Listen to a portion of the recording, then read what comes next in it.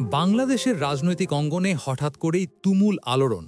Jamaat, Erdogan, তুরস্ক আর ভারত। প্রশ্ন একটাই, কি এমন ঘটল যে কয়েকদিনের মধ্যেই আলোচনার কেন্দ্রে চলে এলো তুরস্কের গোয়েন্দা সংস্থা এমআইটি? ঘটনার সূত্রপাত বিএনপির অনলাইন অ্যাক্টিভিস্ট জারিফ আজিজের একটি স্ট্যাটাসকে ঘিরে। সেখানে তিনি দাবি করেন, তারেক রহমান দেশে ফিরতে পারছেন না কোনো রাজনৈতিক বাধার জন্য নয়, বরং নিরাপত্তাজনিত কারণে। আরও দাবি করেন, বনানীর একটি বিল্ডিংয়ে হঠাৎ করে অভিযান চালায় এনএসআই, ডিজিএফআই ও পুলিশ, কারণ সেখানে নাকি একটি বিদেশি গোয়েন্দা সংস্থা গোপনভাবে অপারেশন চালাচ্ছিল। জারিফ স্পষ্টই ইঙ্গিত দেন, এই সংস্থা বা সিআইএ নয়, এটি এমন এক দেশের যাদের ভূখণ্ড দুই মহাদেশে বিস্তৃত। এখান থেকেই জল্পনা শুরু।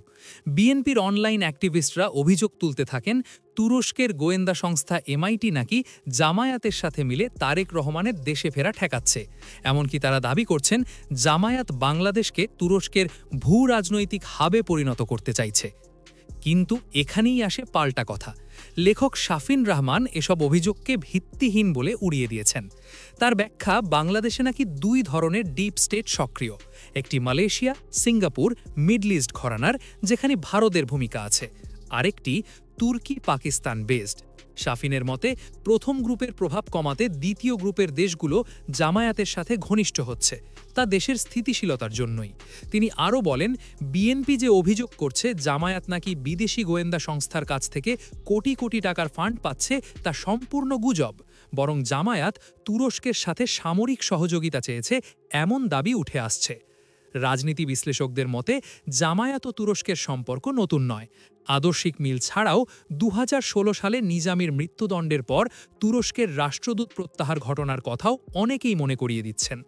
এখানেই নাকি ভারতের অস্বস্তির শুরু।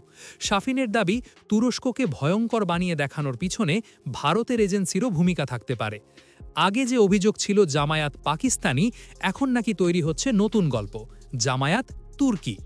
সব মিলিয়ে কে কার বিরুদ্ধে খেলা খেলছে তা এখনও স্পষ্ট নয়, কিন্তু একটি জিনিস পরিষ্কার, বাংলাদেশের রাজনীতি ধীরে ধীরে আন্তর্জাতিক শক্তির প্রতিযোগিতার নতুন রং ধরছে। আর সেই বাস্তবতায় তুরস্ক, জামায়াত, ভারত, এই ত্রিভুজ এখন সবচেয়ে বড় আলোচনার কেন্দ্রে।